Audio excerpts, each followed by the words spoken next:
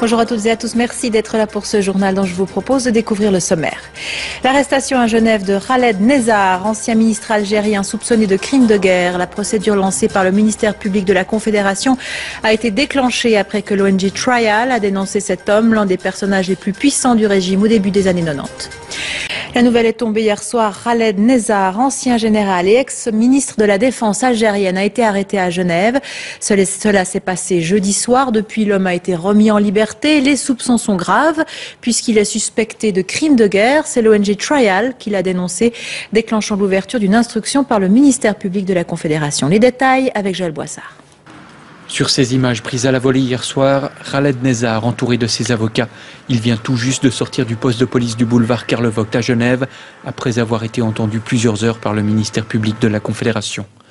L'homme est suspecté de crimes de guerre et c'est l'association Trial qui l'a dénoncé.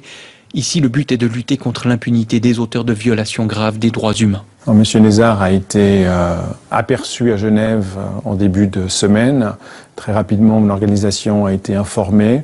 En un temps relativement court, une plainte pénale a pu être adressée à Berne, au ministère public de la Confédération, qui assez rapidement, assez professionnellement, a pris les choses en main et a décidé d'interpeller Monsieur Nezzar jeudi dans la journée. Il a été interrogé jusqu'à vendredi soir et ensuite remis en liberté, en ayant offert la garantie qu'il allait se représenter aux actes de procédure à venir.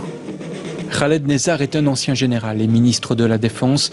Les crimes qui lui sont reprochés se seraient déroulés durant la guerre civile en Algérie entre 1992 et 1999.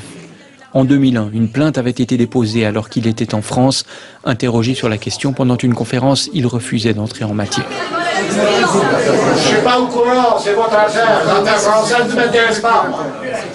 Ce matin, le ministère public a confirmé l'interpellation et aussi la remise en liberté. Il souligne que l'instruction se poursuit. De son côté, Khaled Nezzar est entièrement libre de ses mouvements.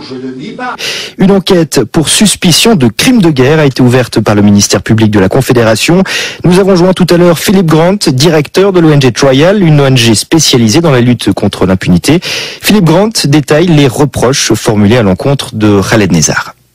Monsieur Nezzar était le ministre de la Défense au début des années 90 en Algérie, au moment où la guerre civile faisait rage. Il avait sous ses ordres l'ensemble de l'appareil sécuritaire de l'État. Et à ce titre, les violations gigantesques des droits humains qui ont été commises, on parle de massacres, d'exécutions extrajudiciaires, de disparitions forcées, de torture, relevaient de ses compétences. Des ordres qu'il aurait donnés ou des actions qu'il n'aurait pas entreprises pour faire cesser ces atrocités. Vous avez déposé plusieurs dossiers pour crimes de guerre, mais l'ouverture d'une enquête reste quand même exceptionnelle. C'est vrai qu'en Suisse, c'est pas tous les jours que de tels dossiers sont saisis par la justice. Il y a quelques précédents, y compris des condamnations qui ont déjà eu lieu. Donc ce n'est pas fréquent, mais ce n'est pas non plus totalement extraordinaire. Il s'agit d'une procédure fixée par le droit suisse. On est dans une logique juridique habituelle avec un procureur qui va faire son travail. Un accusé qui aura droit à sa défense, il a déjà ses avocats. Ce sont des procès qui ont lieu dans divers pays du monde de manière quasi quotidienne aujourd'hui. L'idée de justice internationale fait son chemin. La Suisse, heureusement, a décidé aussi d'accorder à cette affaire le sérieux qu'elle mérite. Nous sommes assez convaincus que des affaires de ce genre peuvent insuffler en Algérie même une volonté et un besoin de justice que les autorités sur place répriment encore. Et à cet égard, nous pensons que la Suisse et ses autorités de poursuite participent effectivement à ce printemps arabe au sens large. Monsieur Nezzar a été entendu et relâché sur la base de promesses de se présenter durant la procédure. Est-ce qu'il y a, selon vous, un risque de fuite? Selon nous, le risque de fuite est assez évident.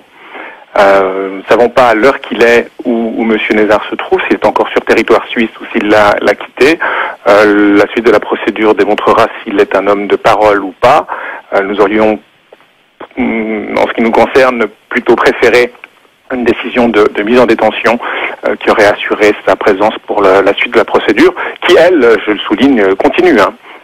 Même si M. Nezzar s'en va, la procédure ne s'arrêtera pas là. Et que risque l'ancien général et ex-ministre de la Défense algérienne en cas de condamnation? Alors, théoriquement, il risque un procès pour crime de guerre et en cas de condamnation certainement à une peine extrêmement lourde, cas échéant la perpétuité. Joint il y a quelques minutes, Philippe Grant, directeur de l'ONG Trial, une ONG spécialisée dans la lutte contre l'impunité.